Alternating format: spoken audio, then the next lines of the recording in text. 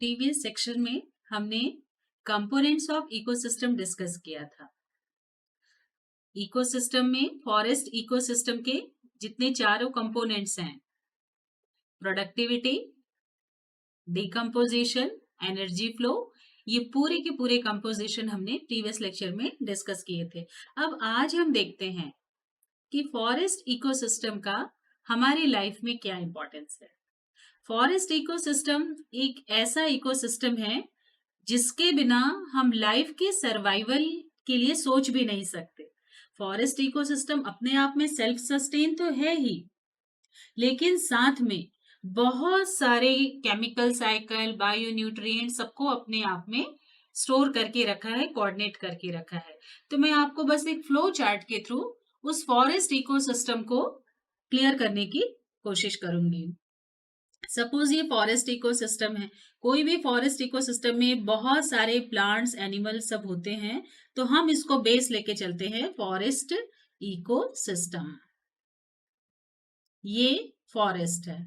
अब इस फॉरेस्ट में क्या होगा, फॉरेस्ट में डेफिनेटली प्लांट्स रहेंगे। जैसे हमने कहा था कि फॉरेस्ट इकोसिस्टम में पूरा स्ट्रेटिफिकेशन रहता है, लंबे प्लांट्स रहते हैं, लंबे ट्रीज रहते हैं, उसके बाद श्रब की हाइट रहती है और उसके बाद ग्रासेस रहते हैं। तो हम इसको उसी फॉर्म पे स्टार्ट करते हैं। फॉरेस्ट इकोसिस्टम में प्लांट का जो टॉप मोस्ट पार्ट है, मतलब जितने लीव्स हैं, तो लीव्स क्या है, पूरे बायोम को फूड प्रोवाइड करने का काम करते हैं। फूड कैसे प्रोवाइड करते हैं, सेम उसी तरह से सोलर एनर्जी से एनर्जी लेकर के थ्रू फोटोसिंथेसिस प्रोसेस ये फूड बनाते हैं पूरी तरह से। मतलब फोटोसिंथेसिस वास्तव में एक पावर हाउस है जो पूरे यूनिवर्स को पावर सप्लाई करने का काम करता है। इन्होंने फूड बनाया और इस फूड से ही आगे फूड चेन और उसी से आगे फूड वेब बना।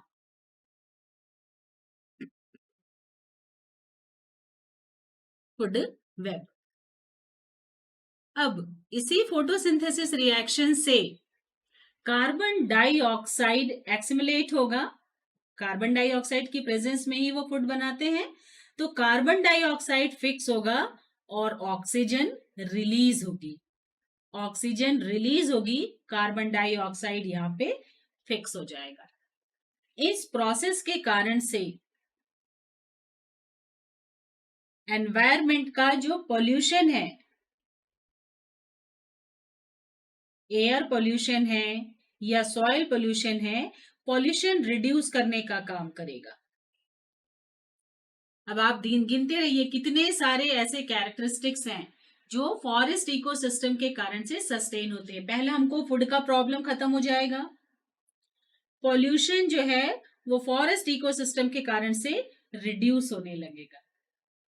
अब उस पेड़ के ऊपर बहुत सारे बर्ड्स, छोटे छोटे एनिमल्स, माइक्रो ऑर्गेनिजम्स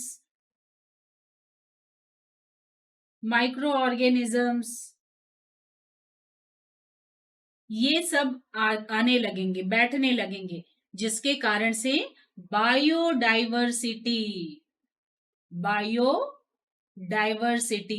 बहुत ही ब्यूटीफुली बायोडाइवर्सिटी जनरेट हो जाएगा। और जो सिस्टम, जिस जगह पे बहुत ज्यादा बायोडाइवर्सिटी होती है, वो उतना ही इको फ्रेंडली होता है, उतना ही एनरिच सिस्टम होता है। तो ये इसमें बायोडाइवर्सिटी आती है किसके कारण, because of this forest system. Forest में पॉल्यूशन डिकम्पोज हो रहा है, कम हो रहा है, फूड की सप्लाई हो रही है, बायोडाइवर्सिटी हो रहा है। अब हम आते हैं इसके स्टेम से। प्लांट या फॉरेस्ट में जो स्टेम है, ये स्टेम पूरी तरह से इकोनॉमिक सपोर्ट करने का काम करते हैं। इकोनॉमिकल एस्पेक्ट अगर देखें तो इससे इकोनॉमी बहुत रिच हो जाती है। कैसे, प्लांट के जितने भी प्रोडक्ट्स हैं, either in the form of fruits, stem, leaf, इनसे कंप्लीट बिजनेस होता है। अगर हम स्टेम बोले तो स्टेम से वुड मिलता है और वुड से पूरे फर्नीचर इंडस्ट्री मैन्युफैक्चर्ड होती है। फूड से इसमें जो मिलने वाले स्टेम से वुड जो प्रोड्यूस होता है, उस वुड के कारण जितने फर्नीचर हैं, जितने प्रकार के रेलवे स्लीपर हैं, शिप्स हैं, ये सब इंडस्ट्रीज पूरी चलती हैं। फ्रूट्स, फॉरेस्ट से मिलने वाले फ्रूट्स जो है वो फूड का काम करते हैं। इससे ड्राई फ्रूट्स मिलते हैं, फ्रूट्स मिलते हैं, तो जिसके कारण से local market as well as food की सप्लाई इसमें होती है। लीफ में बहुत सारे एसेंशियल ऑर्गेनिक मटेरियल्स रहते हैं, जिसके कारण medicinal industry, pharmaceutical industry, food industry, paper, rubber, ये सब इंडस्ट्री इसी से ही चलती है। तो इसका इकोनॉमिकल एस्पेक्ट भी बहुत अच्छा है। एक फॉरेस्ट सिस्टम से हमको कितने फायदे हो रहे हैं वो देखिए। अब फॉरेस्ट में प्लांट्स के जो रूट्स हैं, इन रूट्स की बात करें अगर, प्लांट का हर एक चीज अपने आप में बहुत ही इंपॉर्टेंट है। रूट्स जो है ये सॉइल को कंजर्व करता है, सॉइल को स्टेबल करता है, वाटर को रोकने का काम करता है, सॉइल इरोजन रोकता है,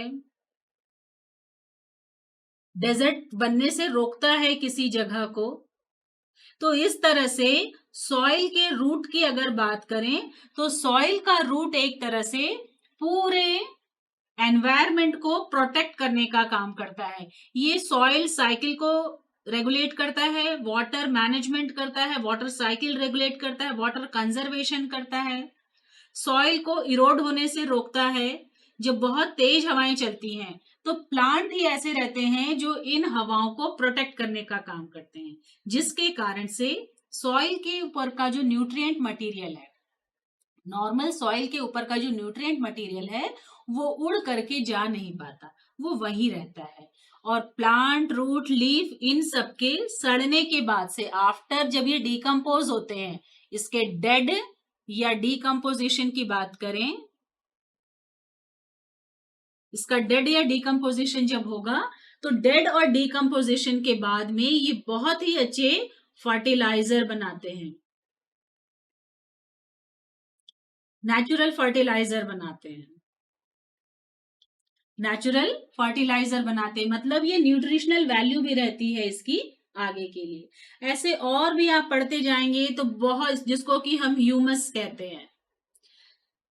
तो प्लांट जब जिंदा है तब तो हमको सब कुछ दे रहा है, और उसके डेड होने के बाद भी सॉइल फर्टाइल हो रही है, और साथ ही पूरा एयर जो है वो प्योरीफाई हो रहा है, एयर प्यूरिफाई हो रहा है। तो बस हम आप काउंट करते जाइए कि इस फॉरेस्ट इकोसिस्टम से क्या क्या फायदे हैं, हमारी लाइफ में ये कैसे रोल प्ले करता है और कितना कंट्रीब्यूशन देता है, और हम आज कितने पेड़ लगा रहे हैं, ये बिल्कुल सोचने की बात है। तो एक बार ब्रीफली डिस्कस कर लेते हैं।